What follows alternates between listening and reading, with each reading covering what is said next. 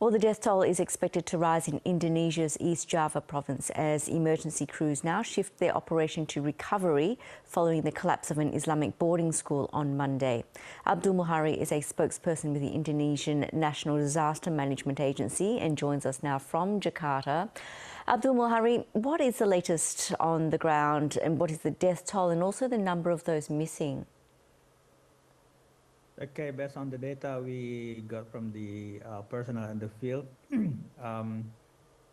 today the total deceased person is 5% and still missing 59%. The total evacuated casualties, approximately 108% among those total evacuated casualties. It's 30% hospitalized, 73% discharged, and we still have 59% missing. That this afternoon we couldn't hear any signal one of them is still alive. So starting from this afternoon, the search and rescue team already started to use heavy equipment to accelerate the evacuation or the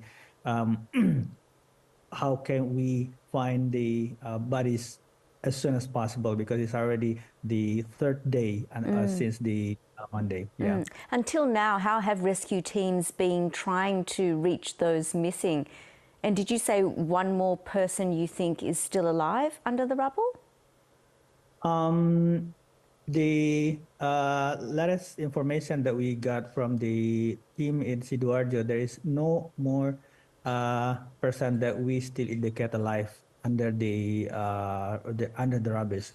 So among this 59%, we already assume that probably they already dead.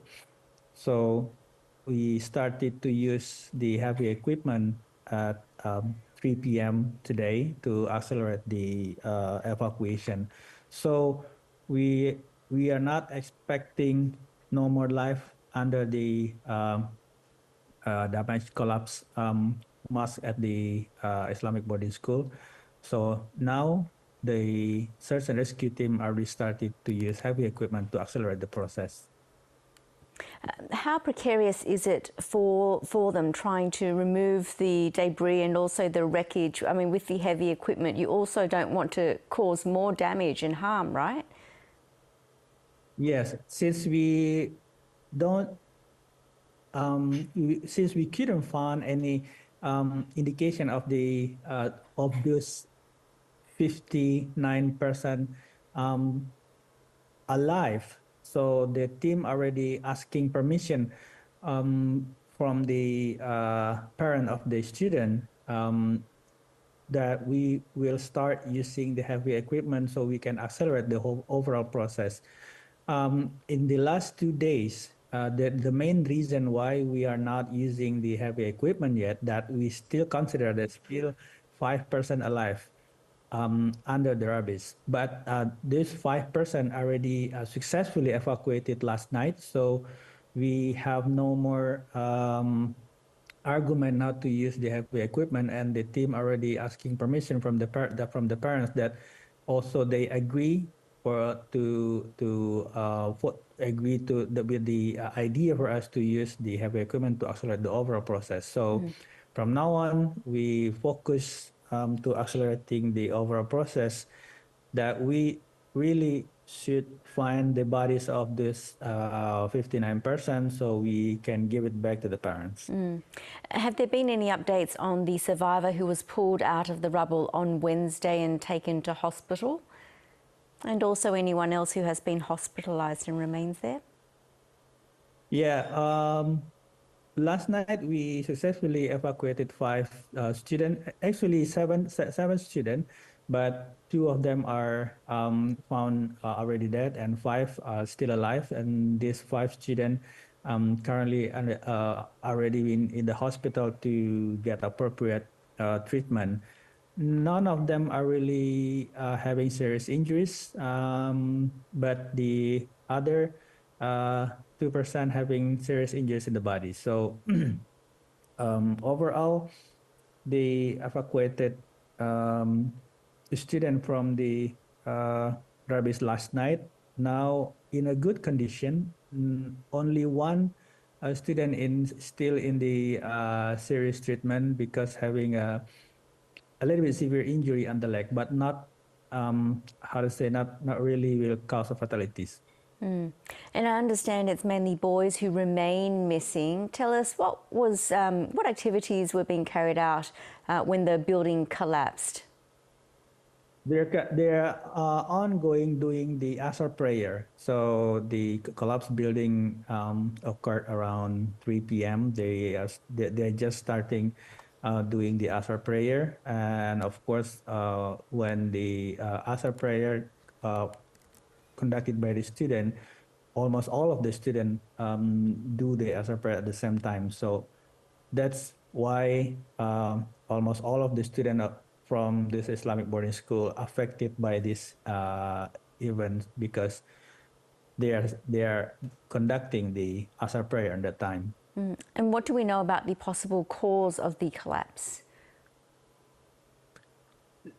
So basically, this is in the record of the National Disaster Management Agency. This is the first time this such an event occurred.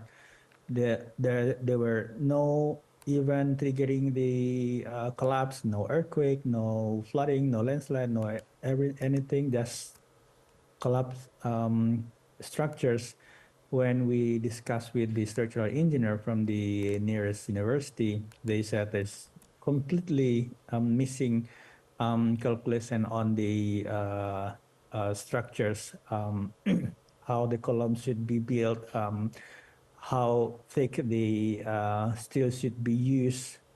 That's completely lack of the engineering structures, the engineering calculation when they constructing the building. And would the construction of many similar buildings be in doubt? What is the building standard like? This is more like social problem, like a cultural or social. I will say this is social problem because in some rural area in Indonesia, the building is not built by a certified engineer. Usually, they build building by the owner, and this is not really uh, conducting calculation on the if you would like to have two-story building, three-story building, how thick the steel you should use, how should be the work be conducted safely, and we also heard that the student also sometimes support the constructing the building. So in short, we will say that this is completely lack of understanding about how to appropriately constructing the building. It is concern. Abdul Muhari, thank you so much for talking to us tonight. Thank you.